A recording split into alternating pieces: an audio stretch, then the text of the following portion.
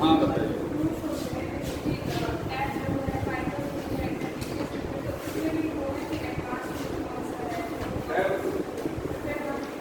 Confuse पर में आप अगर पढ़ेंगे तो मोस्ट कॉमन रूट जो है ज़्यादातर इंग्लिश पर में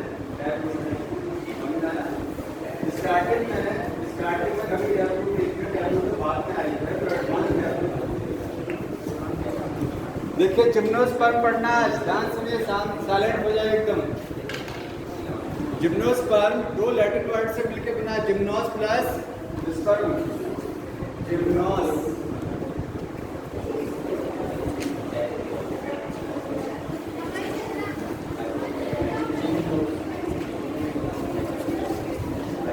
जिम्नोस्पर्म ऐसे प्लांट्स होते हैं जिनमें सीड कैसे होते हैं, नेकेड।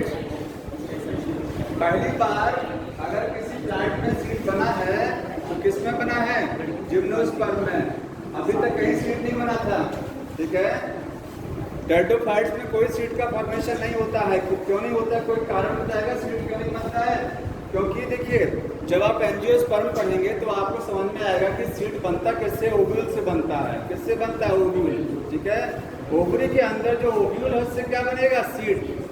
तो टेरिडोफाइट में कोई ओव्यूल नहीं होता है, इसमें कोई सीड नहीं बनता है, ठीक है। लेकिन जिम्नोस्पर्म में क्या, ओव्यूल्स प्रेजेंट होते हैं। कैसे होते हैं, ओव्यूल्स प्रेजेंट होते हैं और ओव्यूल से क्या बनता है, सीड बनता है। इसलिए यहाँ पर सीड मिलेंगे। लेकिन सीड कैसे होते हैं, नेकेड होते हैं। मतलब नेकेड का मतलब ये है कि सीड आपको मिलेगा कहाँ, फल में सीड होता है ना। सीड किसमें होता है, फ्रूट के अंदर। सीड किसमें होता है, फ्रूट में। फ्रूट बॉल से कवर्ड होता है। और फ्रूट की बॉल बनती कैसे है, ओवरी की बॉल से। जानते हैं ओवरी जब फर्टिलाइज करती है, जैसे ये ओवरी है, ठीक है। आपने पढ़ा होगा गायनेशियम के 3 पार्ट, स्टिग्मा, स्टाइल, ओवरी, ठीक है। ओवरी में बाहर क्या है, ओवरी बॉल हो गया, ओवरी बॉल, ठीक है। इसके बाद अंदर क्या होते हैं, यहाँ पर ओव्यूल। ये पूरा ओवरी है। यही जब ओवरी फर्टिलाइज कर जाती है तो क्या बन जाता है, फ्रूट बन जाता है। Ripened ovary called fruit. पका हुआ ओवरी क्या बोला जाता है, फ्रूट बोला जाता है। इस ओवरी बॉल से फ्रूट का बॉल बनेगा और ओवरी से क्या बनेगा, सीड बनेगा। किसी भी फ्रूट में दो ही चीजें होती हैं, फ्रूट का बॉल और क्या चीज, सीड। फ्रूट का बॉल कैसे बनता है, ओवरी का बॉल से, और सीड किससे बनता है, ओव्यूल से। तो जिम्नोस्पर्म में जो ओव्यूल्स होते हैं वो कभी भी ओवरी के अंदर नहीं रहते हैं। आप कहेंगे जिम्नोस्पर्म में कोई ओवरी नहीं है, जिम्नोस्पर्म में ओवरी नहीं होती है, ठीक है। ओवरी बॉल नहीं है, समझ में आ रहा है। तो जो ओवरी में बॉल ही नहीं है, केवल ओव्यूल्स प्रेजेंट हैं। ओव्यूल्स जो आपको जैसे रिप्रोडक्टिव लीफ, देखिए माइक्रोस्पोरोफिल, मेगा स्पोरोफिल टर्म था, ठीक है। तो यहाँ पर भी ऐसे टर्म यूज किए जाएंगे। स्पोरोफिल ऐसी पत्तियां जिसके ऊपर क्या होते हैं, स्पोरेंजिया होती हैं, उनको क्या बोलते हैं, स्पोरोफिल, ठीक है। यहाँ पर ओव्यूल्स मतलब कह सकते हैं जिम्नोस्पर्म में ओव्यूल्स जो है वो कभी भी ओवरी बॉल में नहीं होते हैं। तो ओव्यूल से सीड बनेगा तो सीड कैसा बनेगा, नेकेड बनेगा। समझ में आ रहा है। इसका कारण यही है कि सीड नेकेड क्यों होते हैं, नो ओवरी बॉल, कोई ओवरी बॉल नहीं है, इसलिए सीड कैसे होते हैं, नेकेड होते हैं।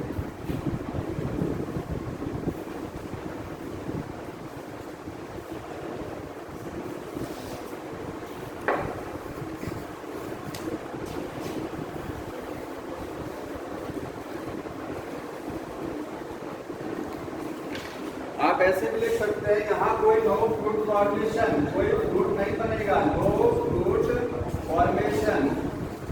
जब ओवरी नहीं है तो किसी भी प्रकार का फ्रूट नहीं बनेगा। फ्रूट बन जा रहा है, फ्रूट नहीं बनेगा इसमें, क्योंकि ओवरी नहीं है। केवल ओव्यूल है तो सीड बनेगा। सीड नेकेड रहेगा, किसी संरचना में सीड बंद नहीं रहेगा तो फ्रूट नहीं रहेगा, क्योंकि ओवरी नहीं है। समझ में आ रहा है।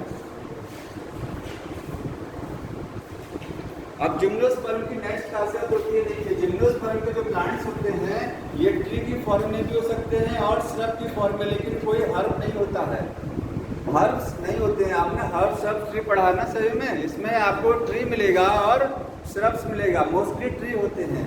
तो मोस्टली क्या होते हैं जिम्नोस्पर्म, मोस्टली ट्री, ठीक है। एंड सम क्या होते हैं श्रब्स। आगे लिखिएगा नो हर्ब। कोई भी हर्बेशियस प्लांट आपको जिम्नोस्पर्म में नहीं मिलेगा, ठीक है। हर्ब्स नहीं होती है यहाँ पर।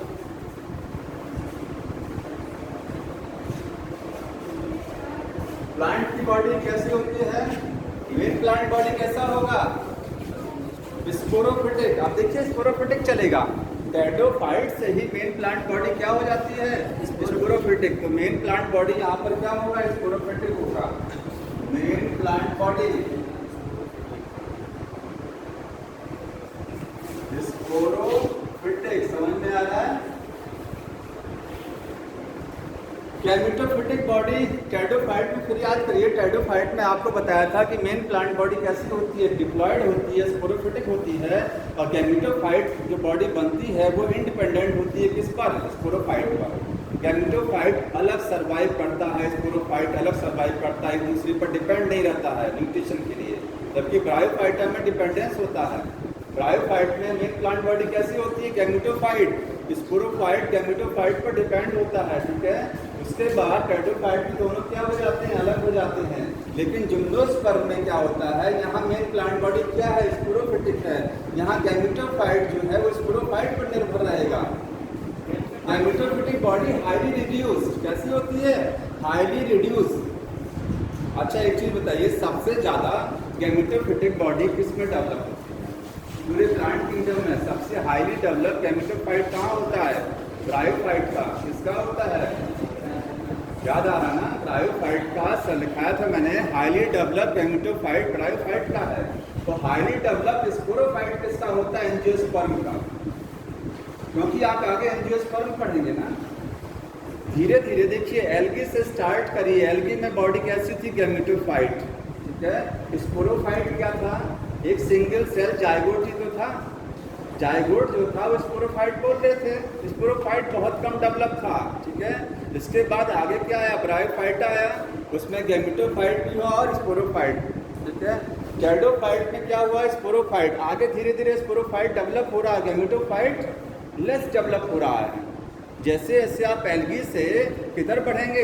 एंजियोस्पर्म की तरफ बढ़ेंगे, तो गैमेटोफिटिक बॉडी जो होती है वो कम लेस डेवलप होती जाती है, ठीक है। स्पोरोफिटिक बॉडी बढ़ती चली जाती है। यहाँ मेन प्लांट बॉडी स्पोरोफिटिक है। आगे लिखिएगा गैमेटोफिटिक बॉडी।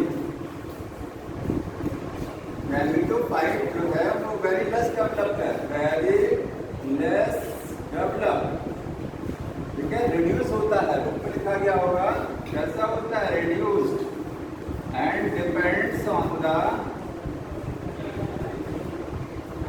किस पर डिपेंड करेगा? स्पोरोफाइट पर डिपेंड करेगा।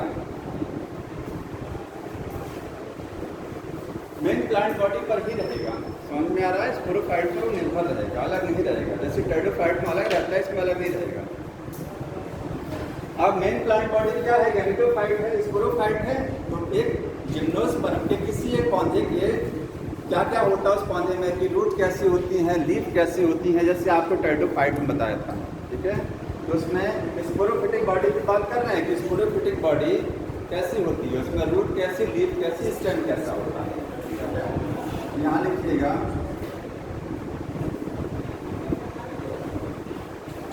स्पोरोफाइट, इसमें आपको रूट, और रूट कौन सी होती है? टैप रूट भी होगा और एडवेंटिशियस रूट भी होगा, समझ में आ रहा है?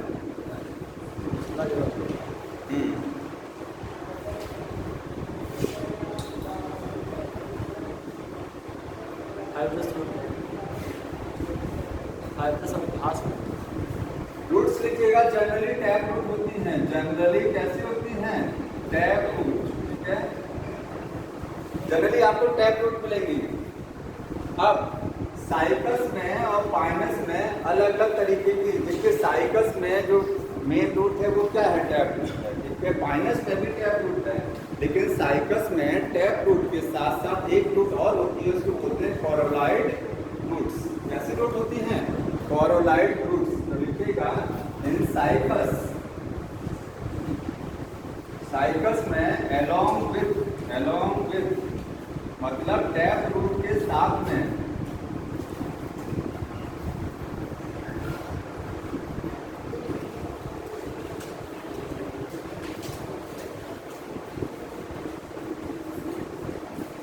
स्पेशल रूट होती है उसको क्या बोलते हैं? कॉर्डोलाइड रूट। तो बताइए कॉर्डोलाइड रूट कहाँ है? तो साइकस में मिलेगा, ठीक है।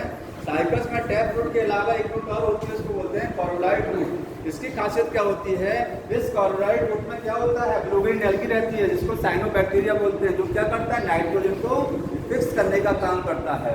ये इसमें क्या है? कंटेन ब्लूबिन एल्गी, ब्लूबिन एल्गी, ठीक है। वो क्या करेगा? नाइट्रोजन फिक्सेशन का काम करेगा। इसी तरीके से पाइनस जो है, इन पाइनस की जो रूट होती है, पाइनस की रूट में माइकोराइजा रहता है, साथ में क्या रहता है? फंगस, ठीक है। इन पाइनस माइकोराइजा फंगस। माइकोराइजा जान रहे ना? पता है माइकोराइजा क्या है? माइकोराइजा एक एसोसिएशन है, एक रिलेशन है। जब फंजाई किसी प्लांट की रूट के साथ अटैच रहती है तो उस रिलेशन को क्या बोलते हैं? माइकोराइजा। उसमें माइकोराइजा एक सिम्बायोटिक रिलेशन है। कैसा रिलेशन है? सिम्बायोटिक। जैसे मान लीजिए ये प्लांट है, ये इसकी रूट है, तो रूट के साथ में एक फंगस सॉइल में, मिट्टी में एक रहेगा, सॉइल में रूट के साथ लगा रहेगा एक फंगस, ठीक है। तो फंगस का नाम रहेगा माइकोराइजा, बन जाएगी। और इस रिलेशन को क्या बोलेंगे? माइकोराइजा। इसमें प्लांट को भी बेनिफिट है और इस फंगस को भी बेनिफिट है। ये फंगस जो इसके साथ अटैच है, माइकोराइजा फंगस, ये प्लांट को कैसे बेनिफिट करेगा? सरफेस एरिया बढ़ा देगा। Fungi increases the surface area of the root और maximum absorption of water and minerals. समझ में आता है सरफेस एरिया कैसे बढ़ता है? अभी इसी के ऊपर कोई चीज अटैच करा दीजिए, क्या सरफेस एरिया बढ़ेगा ना? इसी के ऊपर अटैच करा दीजिए माइकोराइजा, सरफेस एरिया बढ़ जाएगा। तो सरफेस एरिया कम बढ़ाता है फंगस। माइकोराइजा फंगस है, वो रूट का सरफेस एरिया बढ़ा देता है। रूट का काम क्या होता है? वाटर मिनरल एब्जॉर्ब कराना। सरफेस एरिया बढ़ जाएगा, ज्यादा अमाउंट में वाटर मिनरल एब्जॉर्ब करेगा, तो प्लांट को बेनिफिट कर रहा है माइकोराइजा। उसके बाद फंगस को क्या मिलेगा? फंगस को न्यूट्रिशन मिलेगा और रहने का जगह मिलेगा, शेल्टर।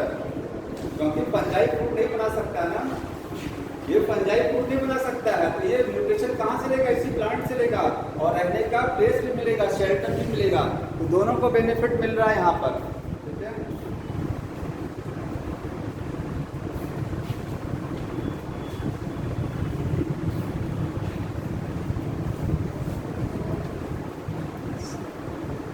ये हो गया रूट के बारे में। इसके बाद देखिएगा स्टेम कैसा होता है। जिम्नोस्पर्म में दो टाइप का आपको स्टेम मिलेगा। एक स्टेम होता है अनब्रांच्ड स्टेम और दूसरा स्टेम कैसा है? ब्रांच्ड। मतलब जो जिम्नोस्पर्म है उसमें दो वैरायटी के स्टेम रहेंगे, ठीक है। कुछ जिम्नोस्पर्म में स्टेम अनब्रांच रहेगा। अनब्रांच का मतलब स्टेम में कोई भी ब्रांचिंग नहीं होगा। देखिए जैसे साइकस का जो स्टेम होता है उसमें कोई भी ब्रांचिंग नहीं है। तो अनब्रांच स्टेम का एग्जाम्पल क्या है? साइकस। और ब्रांच का है पाइनस, ठीक है। और सिट्रस। दूसरा एग्जाम्पल क्या लिखा गया है?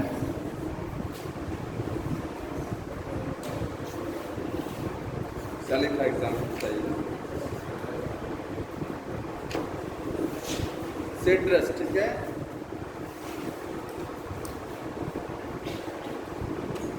ये स्टेम हो गया।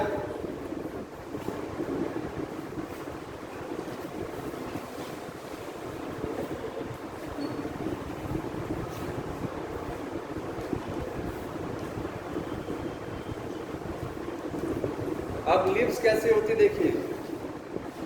जिम्नोस्पर्म की लीफ में दो वैरायटी हैं। या तो सिंपल लीफ होगा, लीफ कैसा होगा? सिंपल, ठीक है। या फिर क्या होगा? Compound leaf.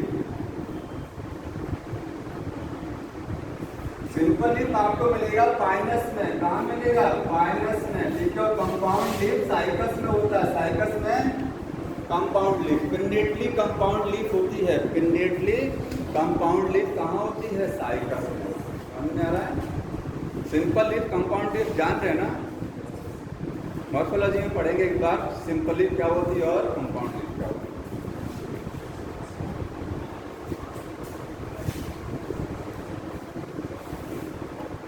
अब जो जिम्नोस्पर्म देखिए, कुछ जिम्नोस्पर्म ऐसे होते हैं जिनकी लीफ पाइनस जो है उसकी लीफ नीडल लाइक में होती है, ठीक है। पाइनस एक ऐसा प्लांट है जिसमें एक्सट्रीम इन्वायरमेंट को सहन करने की क्षमता है, सूखे ड्रॉट को सहन करने की क्षमता है। पाइनस की लीफ निडल लाइक होती है। कैसी होती है? निडल लाइक लीफ होती है। इसका कारण क्या है? क्योंकि पाइनस, देखिए जो प्लांट माउंटेन्स पर रहते हैं तो क्या उन प्लांट को पानी की कमी हो सकती है? बताइए। माउंटेन्स पर, हिली एरिया में जो प्लांट है क्या उनको भी पानी की कमी हो सकती है? जो प्लांट हिली एरिया में है नहीं होगा पानी की कमी। इन्वायरमेंट तो ठीक है, ठंडा है, क्या वाटर की कमी हो सकती है? हो सकता है। स्लोप है ना, स्लोप पानी का रह जाएगा, समझ में आ रहा है? वाटर की कमी वहाँ पर भी जनरेट हो जाती है। तो पाइनस जो प्लांट है इसकी जो लीव्स होती हैं निडल लाइक होती है। कारण क्या है? टू रिड्यूस द ट्रांसपिरेशन, वाष्प उत्सर्जन को कम करने के लिए, पानी का लॉस प्लांट की बॉडी से कम हो। पत्तियां क्या करती है? अपना सरफेस एरिया ही हटा लेती है। पत्तियां कैसी हो जाती है? Middle like. भाई जितना ज़्यादा सरफेस एरिया लीफ में होगा उतना ही ज़्यादा वाटर का लॉस होगा। ठीक है, तो पाइनस क्या करता है? एडेप्टेशन है पाइनस का, वो अपनी लीफ को क्या कर लेता है? मिडिल लाइक बना लेता है, ताकि सरफेस एरिया घट जाएगा और वाटर का लॉस घट जाएगा। ठीक है, तो पाइनस में कुछ चीज़ें हैं जो आपकी बुक में मेंशन किया गया है। यहाँ पर पाइनस में निडल लाइक लीफ होती है। क्यों होती है? To reduce water loss. लिख लीजिएगा, वाटर लॉस को कम करने के लिए निडल लाइक लीफ होती है। दूसरा देखिए, एपिडर्मिस में सनकन स्टोमेटा होते हैं। कहाँ है? Leaf epidermis. लीफ की जो एपिडर्मिस होती है, आप जानते हैं स्टोमेटा कहाँ होता है? स्टेम और लीफ दोनों पर होता है ना, बॉडी स्टेम को छोड़ करके। तो लीफ की जो एपिडर्मिस में स्टोमेटा प्रेजेंट होते हैं। लेकिन जो प्लांट डेजर्ट एरिया में ग्रो करते हैं या ऐसे प्लांट जहाँ पानी की कमी होती है, ऐसे प्लांट ऐसी जगह ग्रो करते हैं जहाँ पानी की कमी है, वहाँ पर प्लांट की लीफ में एक कैरेक्टर प्रेजेंट होता है कि स्टोमेटा क्या होते हैं? छुपे होते हैं। संकेत का मतलब जानना है? जैसे ये एपिडर्मिस है, ये एपिडर्मिस है, यहाँ स्टोमेटा यहाँ होगा, ठीक है, लेकिन इसमें क्या स्टोमेटा यहाँ छुपा हुआ रहता है, एकदम हिडन स्टोमेटा रहता है। लाइट के डायरेक्ट कांटेक्ट में वो नहीं आएगा। अगर वो हिडन नहीं रहेगा तो वाटर लॉस करा देगा। तो वाटर लॉस को कम करने के लिए स्टोमेटा क्या हो जाता है? एपिडर्मिस में अपने आप को छुपा लेता है। ठीक है, संकन स्टोमेटा वही होते हैं। तो सब वाटर लॉस को कम करने के लिए है। संकन स्टोमेटा में वही चीज की है, to reduce water loss, water loss को कम करने के लिए। ठीक है,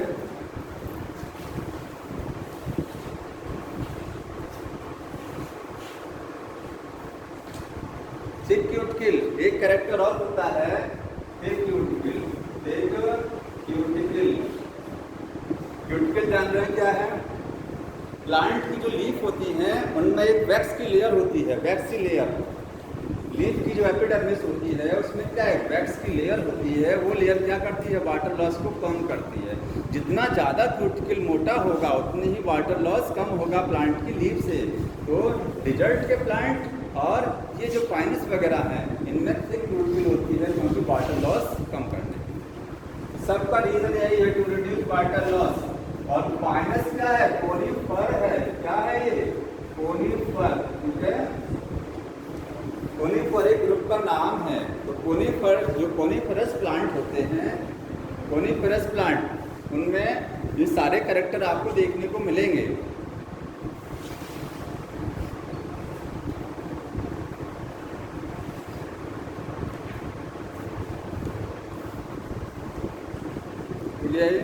ये प्लांट, ये जिम्नोस्पर्म का जो प्लांट है उसमें रूट कैसी होती है, स्टेम कैसा होता है और लीफ कैसी होती है, ये हो गया।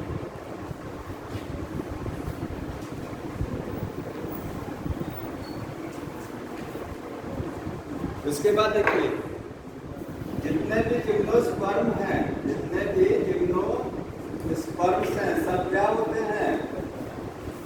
हेटेरोस्पोरस। क्या होता है? हेटेरोस्पोरस। समझ में आ रहा? जब भी आपने पढ़ा होगा टेरिडोफाइट में दोनों हैं, होमोस्पोरस भी और हेटेरोस्पोरस दोनों होते हैं, समझ में आ रहा? लेकिन जिम्नोस्पर्म सब के सब क्या हैं? हेटेरोस्पोरस। और इसमें आपको जिम्नोस्पर्म में जितने भी रिप्रोडक्टिव स्पोरोफिल जो होती है, स्पोरोफिल क्या होती हैं? स्पोरोफिल का मतलब प्लांट में दो तरीके का पत्तियां होता है, चाहे वो टेरिडोफाइट हो चाहे जिम्नोस्पर्म हो, ठीक है। तो कुछ पत्तियां ऐसी होती हैं जिनके ऊपर स्पोर नहीं, स्पोरेंजिया नहीं होते हैं, वो ट्रोपोफिल। और जिस प्लांट की लीफ पर क्या होता है, स्पोरेंजिया होता है, उसको क्या बोलते हैं, स्पोरोफिल। ऐसा ही इसमें भी होता है, साइकस है, पाइनस है। नॉर्मल लीफ तो होगा ही, प्लांट में हरा पत्ती नॉर्मल लीफ होगा, लेकिन कुछ पत्तियां ऐसी होती हैं जो क्या करती हैं, रिप्रोडक्शन में मदद करेगा, प्रजनन में मदद करेगा। उस लीफ को क्या बोलते हैं, स्पोरोफिल। समझ में आ रहा है, क्योंकि उसके ऊपर क्या होता है, स्पोरेंजिया लगा होता है।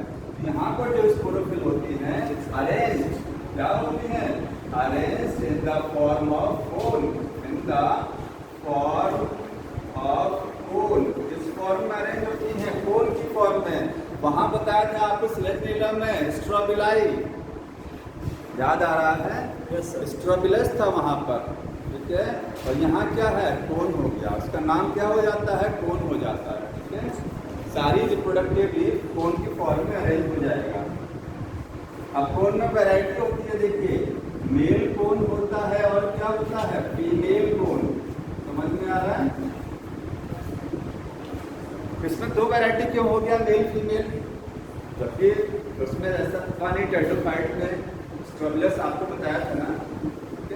यहाँ मेल और फीमेल कोन समझ रहे हैं क्यों है, क्योंकि हेटेरोस्पोरस है। देखिए जिम्नोस्पर्म क्या है, हेटेरोस्पोरस है। समझ में आ रहा है, डिफरेंट टाइप के स्पोर बनेंगे, तो मेल कोन जो होगा, मेल कोन ये मेल पार्ट रहेगा और फीमेल कोन में क्या रहेगा, फीमेल पार्ट से बिलोंग करेगा। समझ में आ रहा है, तो मेल फीमेल अलग अलग है इसमें।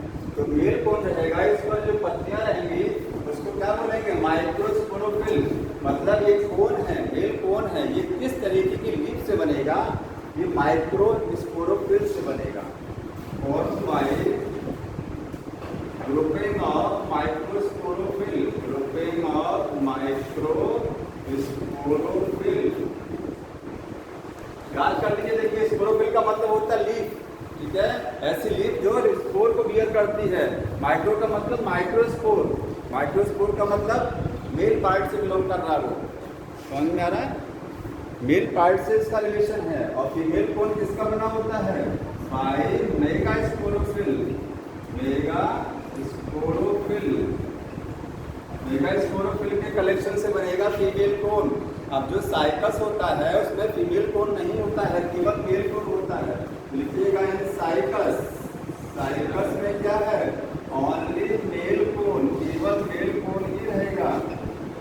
ये क्वेश्चन आता है कि फीमेल कोन किसमें एब्सेंट होता है, तो साइकस में कभी भी फीमेल कोन नहीं होता है, ठीक है। फीमेल कोन एब्सेंट,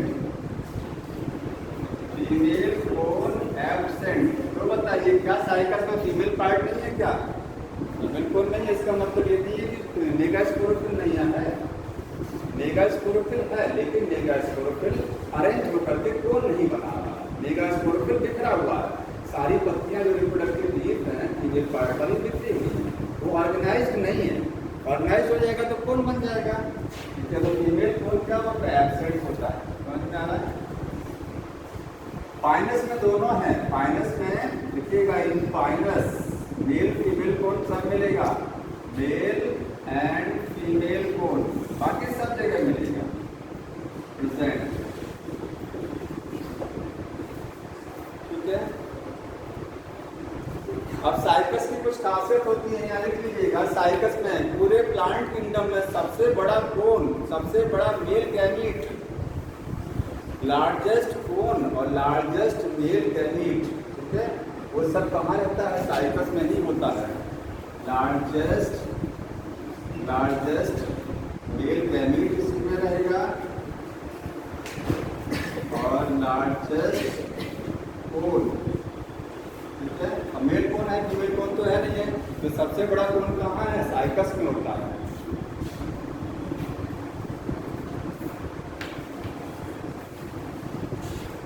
अभी इसका लाइफ साइकिल बताएंगे ना, तो थोड़ा सा और समझ में आएगा। अभी ऐसे समझ लीजिए, पूरा लाइफ साइकिल बता देंगे। ये हो गया कोन के बारे में।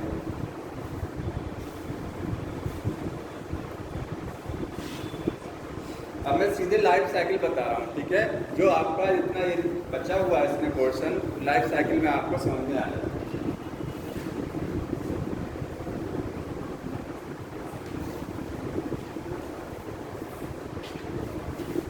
देखिएगा यहाँ से स्टार्ट करिए, डायग्राम सब लोग बना लीजिए। स्पोरोफिटिक,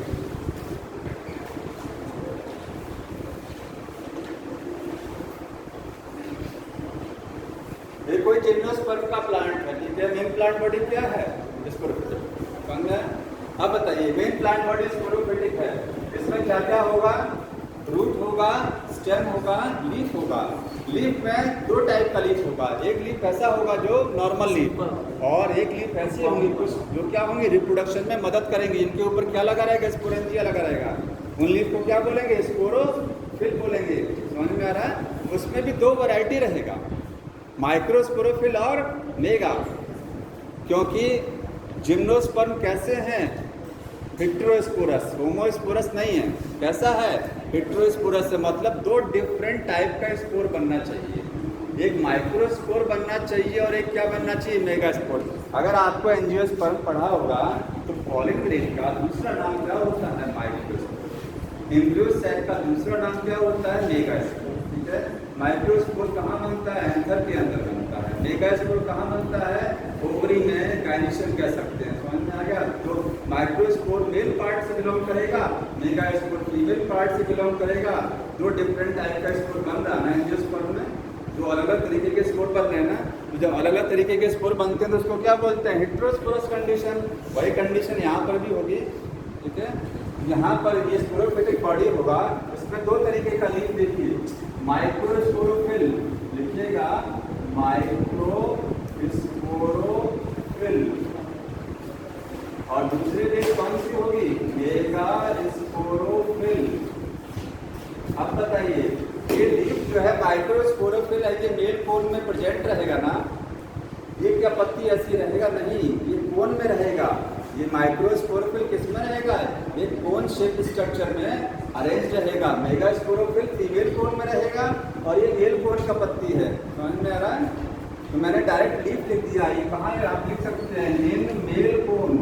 ये किस में रहेगा? मेल कोन में रहेगा। मेगास्पोरोफिल फीमेल कोन, समझने के लिए लिख लीजिए, फीमेल कोन में रहेगा, ठीक है। इसके बाद माइक्रोस्पोरोफिल जो लीफ है,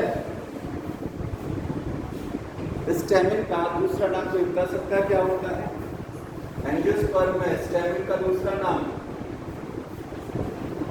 या एंडोशियम का दूसरा नाम यही है, माइक्रोस्पोरोफिल। माइक्रोस्पोरोफिल उसी का दूसरा नाम होता है। गायनेशियम का दूसरा नाम मेगास्पोरोफिल, गायनेशियम का दूसरा नाम मेगास्पोरोफिल। समझ में आ रहा है? ये आप स्टेमिन समझिए, एंजियोस्पर्म में इसी को क्या पढ़ेंगे हम लोग? स्टेमिन है ये। तो इसको हिंदी में क्या बोलते हैं? उमंग। और जायंग क्या है? मेगास्पोरोफिल। समझ में आया? तो यहाँ उमंग जायंग टर्म यूज नहीं करते, वो एंजियोस्पर्म में वो टर्म यूज किया जाएगा। वही चीज समझ लीजिए अभी। तो ये हो गया मेल पार्ट। अब बताइए, मेल पार्ट में एंथर होता नहीं होता है? एंथर होता है ना। उमंग में क्या होता है? एंथर ऊपर का पार्ट एंथर होता है। एंथर के अंदर क्या होता है? Spore mother cell. क्या होता है? Spore mother cell. तो इसमें रहेगा स्पोर मदर सेल। कौन सा spore mother cell? Microspore mother cell. क्योंकि माइक्रो टर्म मेल के लिए और मेगा टर्म फीमेल के लिए, तो माइक्रोस्पोर मदर सेल इसमें रहेगा। और ये आप किसको कंपेयर कर रहे हैं? गायनेशियम से। तो गायनेशियम में मेगास्पोर मदर सेल रहता है। समझ में आ गया? तो यहाँ रहेगा microspore mother cell, microspore mother cells, और यहाँ रहेगा मेगास्पोर मदर सेल्स। बना लीजिएगा इसको, ठीक है। दोनों हैप्लॉइड रहेगा कि डिप्लॉइड रहेगा? डिप्लॉइड, क्योंकि मदर सेल हमेशा कैसा होता है? Two and diploid. अब इसमें मियोसिस होगा। क्या होगा? मियोसिस। वही से याद करिए, एंजियोस्पर्म पढ़े होंगे तो याद आएगा। ये एमएमसी में डिवीजन होता है तो बनता है पॉलिन ग्रेन। क्या बनता है? पॉलिन ग्रेन, ठीक है। तो ये इसमें डिवीजन होगा, मियोसिस। मियोसिस होगा। इसमें भी क्या होगा? मियोसिस होगा, बनेगा। यहाँ पॉलिन ग्रेन देखिए, यहाँ इसके लिए बनेगा माइक्रोस्पोर। क्या बनेगा? माइक्रोस्पोर। इसी का यही डेवलप करके क्या बना देगा? पॉलिन ग्रेन बनाएगा, यही डेवलप करके। समझ में आ रहा है? माइक्रोस्पोर की डेवलप करके क्या बनाता है? Pollen grain. पॉलिन ग्रेन में कुछ सेल्स होती हैं, वो बुक में आपके लिखा गया है pollen grain contain the few cells. समझ में आ रहा है? क्या पॉलन ग्रेन में एक सेल होती है? पॉलन ग्रेन शुरुआत में एक सेल रहता है, शुरुआत में एक ही सेल है, लेकिन जब डिवाइड करेगा वेजिटेटिव जनरेटिव करता है ना, तो बाद में उसमें सेल की संख्या बढ़ जाती है। तो ये हो गया पॉलन ग्रेन। और यहाँ पे बनेगा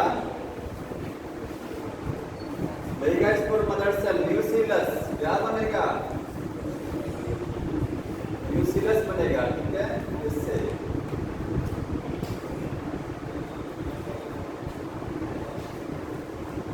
अब थोड़ा सा ऑड लग रहा होगा, यहाँ नहीं लग रहा। ऑड ये लग रहा होगा कि वहाँ पर एंजियोस्पर्म जब आप पढ़ेंगे तो मेगास्पोर मदर सेल से मेगास्पोर बन जाता है। क्या बन जाता है? बनेगा इसमें भी मेगास्पोर। पहले आप यहाँ लिख देते हैं, मेगास्पोर ही लिख देते हैं, मेगास्पोर। ठीक है, हैप्लॉइड हो गया, पहले देखिए हैप्लॉइड हो गया ना।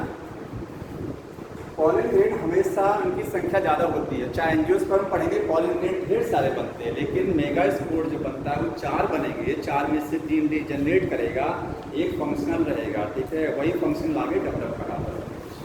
तो ये माइक्रोस्पोर है, ये माइक्रोस्पोर डेवलप करके क्या बनाएंगे? Male gametophyte. Male gametophyte. यहाँ से इसको हटा दीजिए क्योंकि मेल गैमेटोफाइट पॉलन ग्रेन ही है। पॉलन ग्रेन ध्यान रखिएगा इसको। Male gametophyte exact pollen grain होता है। ठीक है, यहाँ लिखिएगा पॉलन ग्रेन। थोड़ा सा कंफ्यूजन नहीं हो रहा है? स्पोर फिर से देखिए, जितना भी आपने पीछे पढ़ा हुआ सब हमेशा स्पोर जो है जनरेट करके क्या बनाता है? जैसे स्पोर है ना, ये स्पोर जनरेट करके गैमेटोफाइट बॉडी टेरिडोफाइट में बनाया था कि नहीं बनाया था? टेरिडोफाइट्स में स्पोर जनरेट करके गैमेटोफाइट बॉडी बनाया। यहाँ 2 तरीके का गैमेटोफाइट बनेगा, मेल अलग और फीमेल अलग। समझ में आ रहा है? गैमेटोफाइट तो ये भी है ना, तो मेल गैमेटोफाइट बना, मेगास्पोर क्या करेगा? फीमेल गैमेटोफाइट बनाएगा, फीमेल गैमेटोफाइट बनाएगा। समझ में आ रहा है? ये भी क्या होगा? एन होगा, ये भी क्या होगा? एन होगा। समझ में आ रहा है यहाँ तक? Yes sir. मतलब स्पोर हमेशा जनरेट करके गैमेटोफाइट एक बॉडी बना देता है। टेरिडोफाइट में भी ऐसा हुआ था। समझ में आ रहा है? लेकिन जो टेरिडोफाइट हेटेरोस्पोरस वाला अगर होगा, हेटेरोस्पोरस वाला जो टेरिडोफाइट होगा उसमें एक ही तरीके 2 तरीके का स्पोर बनेगा। होमोस्पोरस में एक तरीके का स्पोर बनेगा। ये सब के सब क्या है? हेटेरोस्पोरस वाले हैं, इसलिए 2 तरीके का स्पोर बन रहा, माइक्रो अलग और मेगा अलग। समझ में आ रहा है? ये हो गया। अब फीमेल गैमेटोफाइट को देखिए, एंडोस्पर्म। फीमेल गैमेटोफाइट जो है ये डेवलप करके क्या बनाता है? एंडोस्पर्म। इसी का दूसरा नाम एंडोस्पर्म।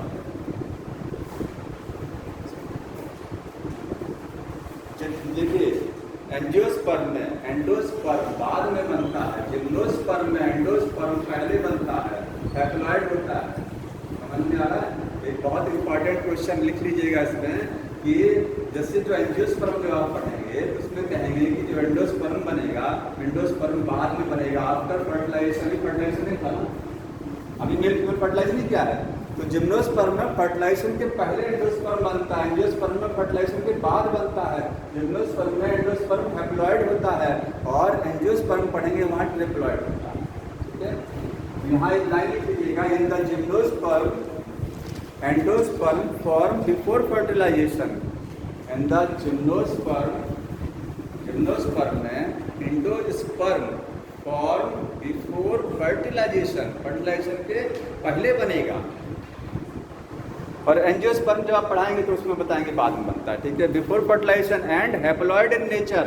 कैसा होता है? हैप्लॉइड होता है। समझ में आ गया? एन, जबकि वहाँ 3n रहेगा। और फीमेल गैमेटोफाइट का ही दूसरा नाम क्या होता है? एंडोस्पर्म। इसी का दूसरा नाम क्या है? एंडोस्पर्म।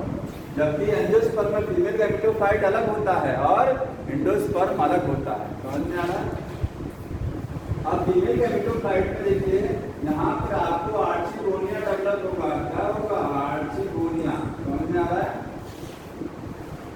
आर्चिगोनिया डेवलप होगा। इसमें क्या एंथ्रीडिया भी होगा? एंथ्रीडिया भी होगा? एंथ्रीडिया का यूज नहीं होगा? हाँ?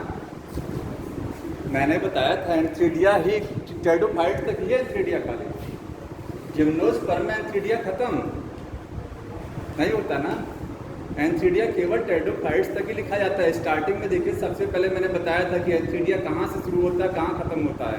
तो एंथीडिया वर्ड जो है आपको केवल टेरिडोफाइट तक रहेगा, ठीक है। वहाँ मेल गैमीट टर्म आप यूज़ करने लग जाएंगे, मेल गैमीट, समझ में आ रहा है। आर्चिगोनिया रहेगा, आर्चिगोनिया जिम्नोस्पर्म तक अंतिम मौजूद रहता है। इसके बाद एंजियोस्पर्म में आर्चिगोनिया भी खत्म, एंथीडिया सब कुछ खत्म।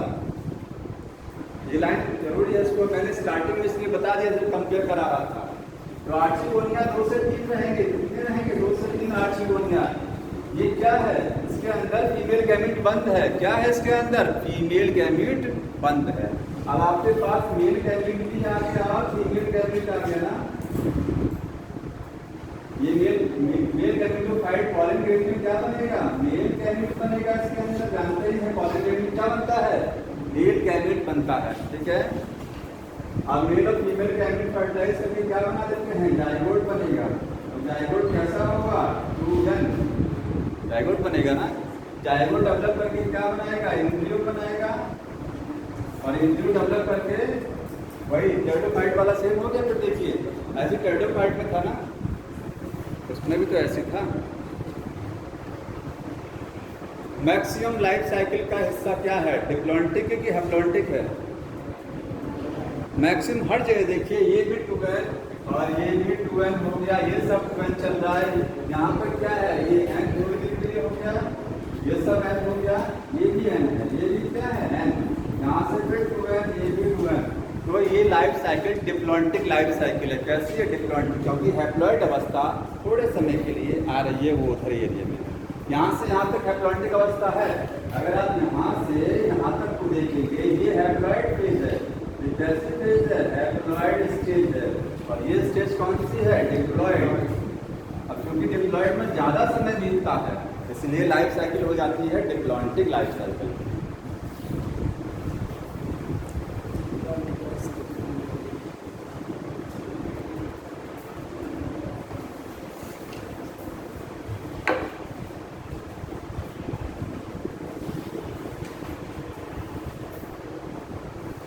यहाँ पर देखिए मेल गैमीटोफाइट, ये जो मेल गैमीटोफाइट देख रहे हैं, ठीक है, ये मेल गैमीटोफाइट कहाँ है, मेल पार्ट के अंदर है ना, मेल पार्ट के अंदर। फीमेल गैमीटोफाइट भी कहाँ है, फीमेल गैमीटोफाइट के अंदर है, समझ में आया, बाहर ही रहता है। टेरिडोफाइट में गैमीटोफाइट पूरा बाहर हो जाता है। गैमीटोफाइट एकदम फुल्ली अकेले जिंदा रहेगा, सर्वाइव करेगा, उसको स्पोरोफाइट से कोई मतलब नहीं है। लेकिन यहाँ क्या है, पूरी तरीके से निर्भर है। ये जो गैमीटोफाइट है इसी बॉडी के अंदर है, ये कहीं अलग नहीं टहल रहे हैं। किसके अंदर है, स्पोरोफाइट पर ही है। समझ में आ रहा है। अब बताइए यहाँ पॉलिनेशन कैसे होगा, यहाँ पर पॉलिनेशन कैसे होता है, एयर से, ठीक है। एयर से पॉलिनेशन होगा, मतलब वाटर से भी होगा, लेकिन वाटर नेसेसरी नहीं है। टेरिडोफाइट के लिए पानी वाटर जरूरी था, अगर वाटर नहीं है तो टेरिडोफाइट जिंदा नहीं रहेगा। टेरिडोफाइट में फर्टिलाइजेशन नहीं होगा, लेकिन इसमें फर्टिलाइजेशन के लिए वाटर जरूरी नहीं है, क्योंकि मोस्टली पॉलिनेशन किससे होता है, एयर से होता है। समझ में आ रहा है, एयर से पॉलिनेशन। यहाँ लिख लीजिएगा एंजियोस्पर्म,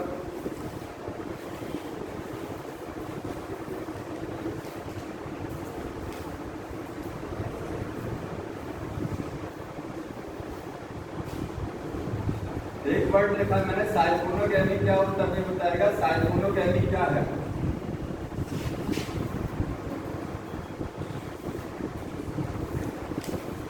जब मेल गैमीट, देखिए ये जो आप पढ़ते हैं इस तरीके से,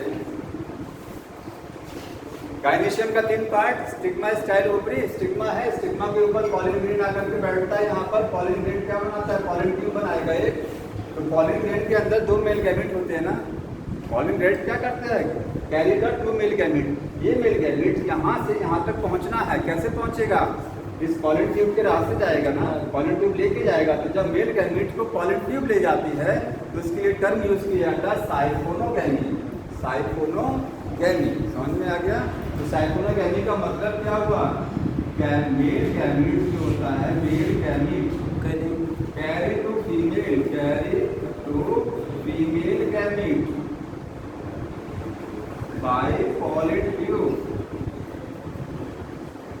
यहाँ पर भी यही चीज़ है।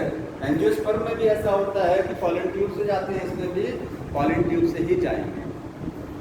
टेरिडोफाइट वगैरह में ऐसा नहीं, टेरिडोफाइट में तो वाटर लेके जाता है। टेरिडोफाइट में क्या होता है, फीमेल गैमेट है, मेल गैमेट है, वाटर की हेल्प से मेल गैमेट फीमेल तक पहुंच जाएगा।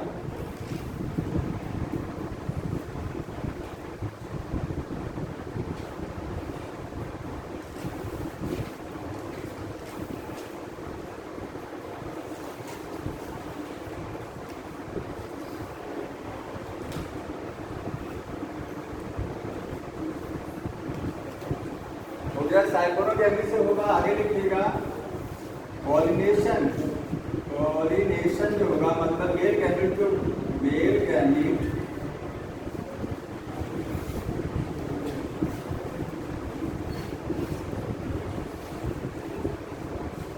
पहले वो एयर से जाएगा, पहले फीमेल के पास, ठीक है, फीमेल पार्ट के पास एयर से जाएगा, तब इसके बाद पॉलन ट्यूब बनेगा।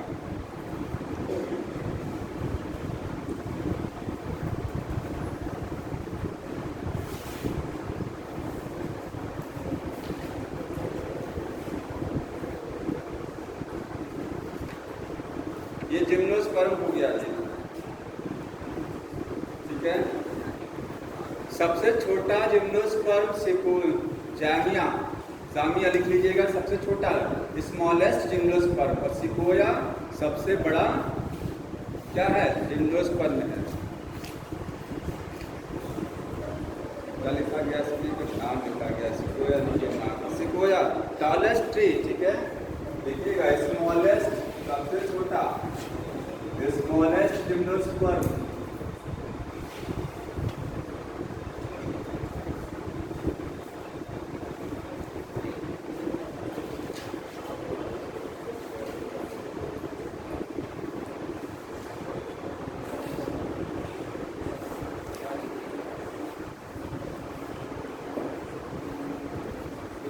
सिकोया सबसे बड़ा टॉलेस्ट ट्री होता है, ठीक है। इसको रेड वुड भी बोलते हैं, red wood tree, red wood tree बोला जाता है।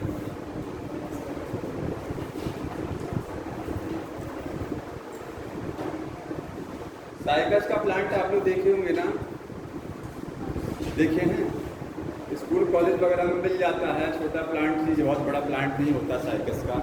ये जो बड़े बड़े प्लांट लगे होते हैं, जैसे साइकस के तरीके से प्लांट होता है, टॉल होता है, साइकस नहीं है, याद करें साइकस बहुत बड़ा प्लांट नहीं है, समझ आ रहा है। कब कोई देखा उस प्लांट को, बहुत एकदम टॉल प्लांट होता है, सिलेंड्रिकल स्टेम होता है, एकदम ऊपर जाकर के नहीं होती है उसमें। सरला इंटरनेशनल स्कूल में, जेवियर स्कूल में जो लगा हुआ है प्लांट, वो क्या है, वो साइकस नहीं, साइकस नहीं है, उसका नाम डेलोनिक्स रेजिया है। डेलोनिक्स रेजिया प्लांट है। साइकस में साइकस छोटा प्लांट होता है, उतना बड़ा प्लांट साइकस नहीं होता, समझ में आ रहा है।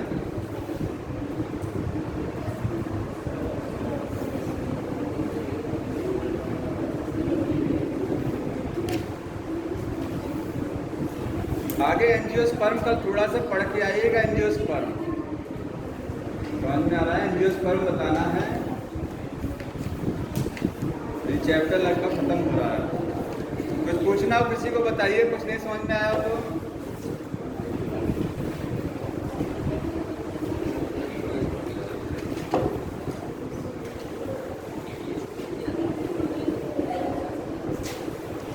अच्छा, सबको समझ में आता है ना? हाँ, सबके सब जबरदस्ती हाँ करते हैं, जबरदस्ती वाला हाँ होता है। और क्या, इंग्लिश वाला थोड़ा दिक्कत पड़ता है, समझ में आता है। बात नहीं, इंग्लिश अलग मैटर है, लेकिन हिंदी में भी आपको जैसे समझ में आता है ना, कॉन्सेप्ट वगैरह सारी चीज़ें। सही कह रहे हैं, कॉन्सेप्ट सर वही सब रहता है, केवल डिफरेंट वाला अलग अलग हो जाता है। अच्छा, कितने लोग सीरियस मोड में तैयारी कर रहे हैं? सीरियस मोड में मतलब वाकई तैयारी करने के पर्पज से पढ़ रहे हैं। बहुत लोग हाथ उठा दिए।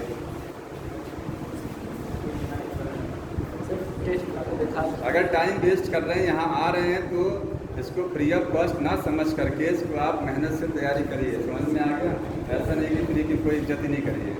टेस्ट में समझ में आ रहा है? टेस्ट जब होगा तो दोबारा कॉपी दिखा दी जाएगी। इससे सर कॉन्फिडेंस बढ़ जाता है। बढ़ जाएगा। कम होता तो नहीं बढ़ा रहे। हम जब यहाँ पूछा करें आप बताते जाइए, वैसे ही आपका कॉन्फिडेंस बढ़ता चला जाएगा। जो हम पूछे आप बताते जाइए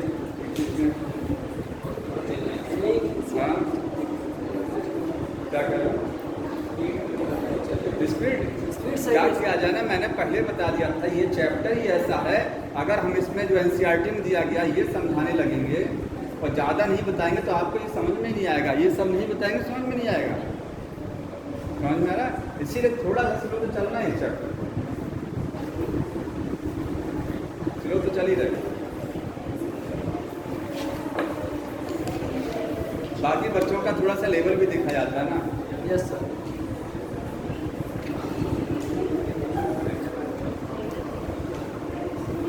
ले लो बंद कर दीजिए, पढ़ के आइए नेक्स्ट टाइम।